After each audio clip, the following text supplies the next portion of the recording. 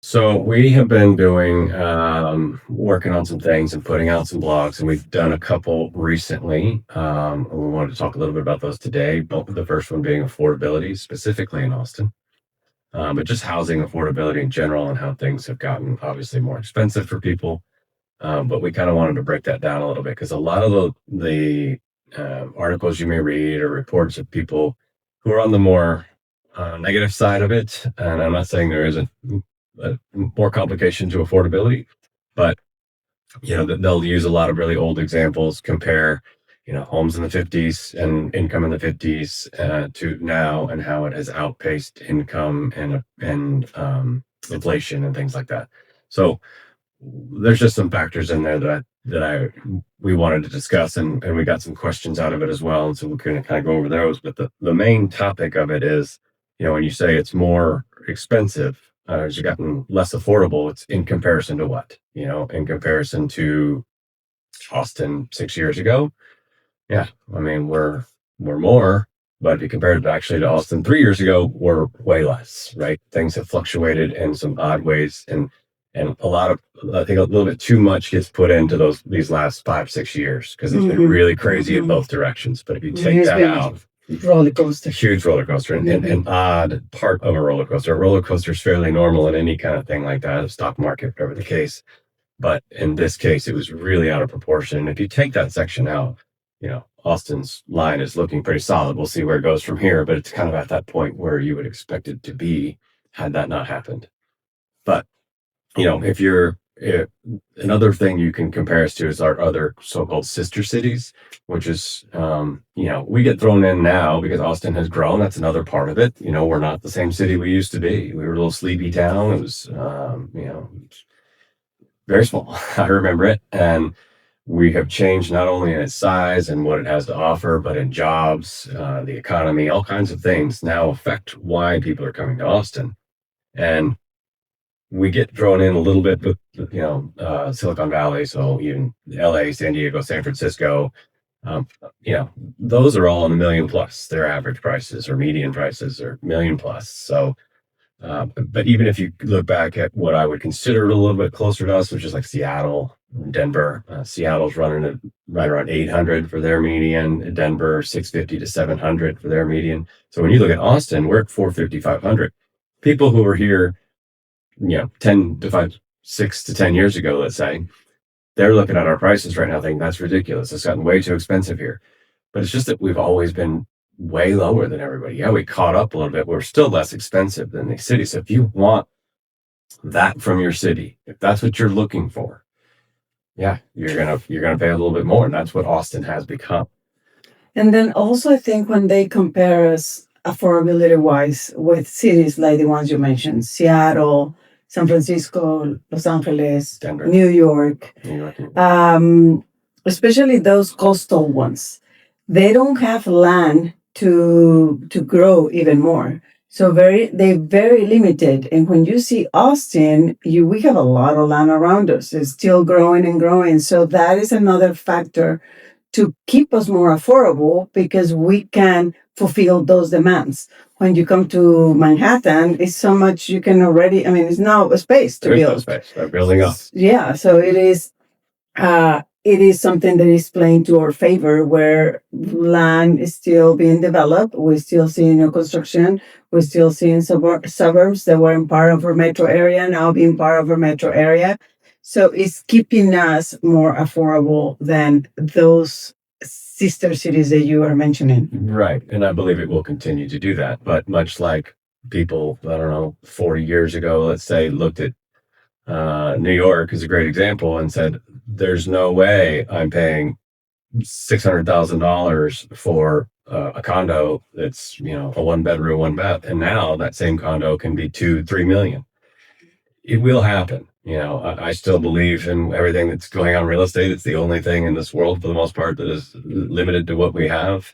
It is a valuable commodity. It's not like really much of anything else, in my opinion. So it may have its ups and downs. It may have some issues when you throw in things like affordability, which is a big part of that topic. And if you look at it from an affordability standpoint, there's still things we have to consider because, I know we're kind of going to an extreme here with the example, but some of the oldest data we can find and some we've seen are saying, okay, in 1950, you could buy a average median home for your family home for X amount, and you made X amount, and it was only this portion of your income and so forth, which are valid. They're very valid arguments, and they don't line up anymore. But there's a big difference as well in that what we're comparing to, because that 1950s home was roughly 1,000 square feet. It had 2 bedrooms and 1 bathroom, probably didn't have a garage, likely didn't have central air.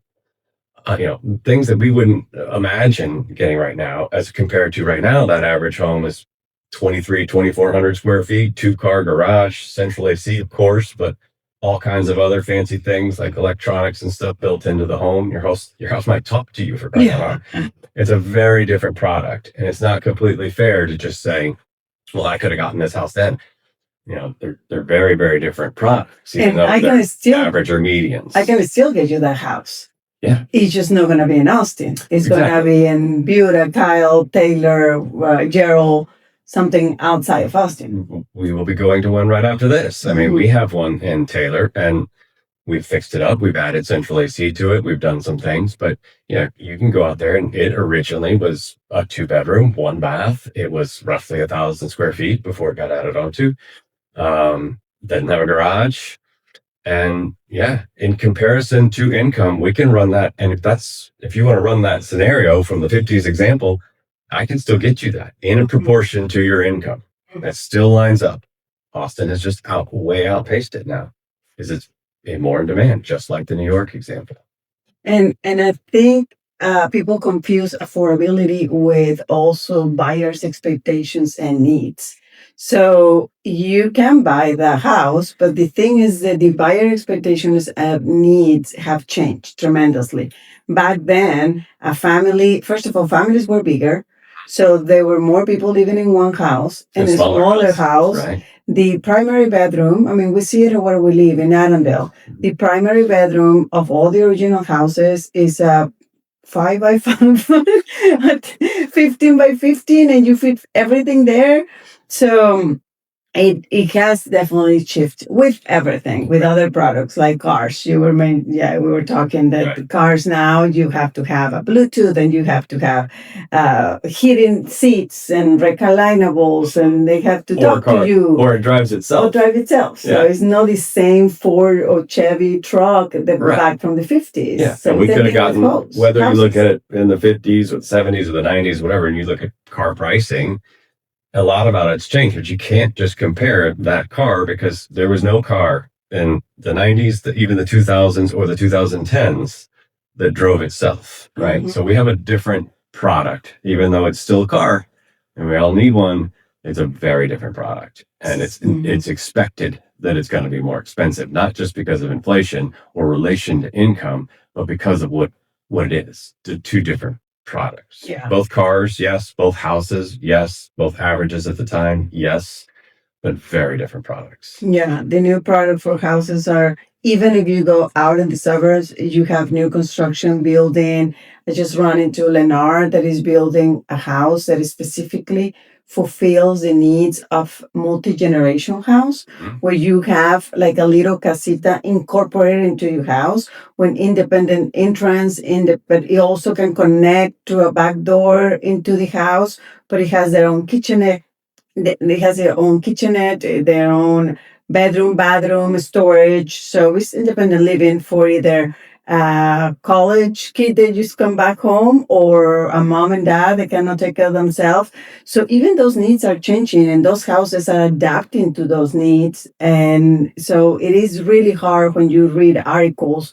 They are trying to compare apples to apples, where the buyer back then is very different than the buyer nowadays. Mhm. Because that buyer back then, as we said, was that family size was probably larger, maybe multi-generational. Maybe they had an elderly parent they were keeping at their house as well, and they had the parents, and they probably had 3 or 4 kids on average, whereas now it's more like 2, and another family member staying in that house. And now, yeah, that little attachment house that you're talking about, the little casita that they want to add on, or the ADU to account for that need now, quote unquote need, was the house back then. That was the whole house. Everybody was in that house. And I want to add here what the city is also doing to help this problem with affordability. Would you talk about the difference of the rules the rules that just changed for Yeah. City Austin proper? Yeah, I don't want to comment too much as far as back in the 50s and whatnot. I don't know for sure what those guidelines were back then. I can look at our deed restrictions were made in the 50s and 60s, so there's some indications there. There's some crazy things in those, but yeah. So the new rules where they're making it more easily approved permit wise to put up to 3 uh, Unit structures, whatever the case, an ADU, an added storage garage, workout space, office, whatever it may be, on one lot. So if it's in the city of Austin and of a fairly minimum size, you can put up to 3 structures. And we're starting to see it. We're starting to see some people do it. It's been that way. It's been a couple of years now, I think. Year, over 2 years, yeah. So nobody was really jumping out right away that we knew of or that we specifically saw. It wasn't overwhelming, but you are starting to see it now. You're starting to see people buying. I know you have an agent friend that tore one down and Put 3 in. and put 3 in on not that big of a lot. And the return is there. I mean, it's very central, South Congress, right? Near there. So rent wise or sale wise, yeah. And the fact that the city allows you, because it is important, the city is seeing the need to start being a little more urban, start looking at the city Austin proper is also fully developed. So the only way for them to add more living is adding into these already structured lots that before you can only have 1 unit, now you can add 3, which is great. And those units are probably going to be a little bit smaller. So that starts to revert back to what old expectations were. Look, we don't need that much space. Or if I want to be in this city, whether it's New York or Austin or Denver or wherever, I may have to scale down what my size minimum is. And but it is going back to that question that some of our clients have, like, is it affordable to buy my first home? Is it even possible to buy my first home in Austin right now? Right. And then you have to start considering, what it is Austin offers, how it works for you, and if it is the right thing. And maybe Austin or what you really want has become a little too expensive. And, with rates being up also doesn't help. But, and who knows with job markets going and your individual income, but there are other outskirts. Taylor, maybe, the kind of example we use, just because I can still go buy that 1950s house out there.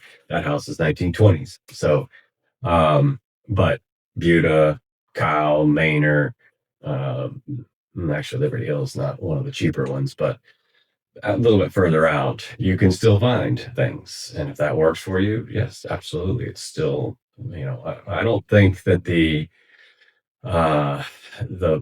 belief in home ownership being positive for your future and your wealth or well-being is still there. I know we always get scared with new technology, whether it's AI or whatever the case, and it's going to change the world and we're not going to need this anymore.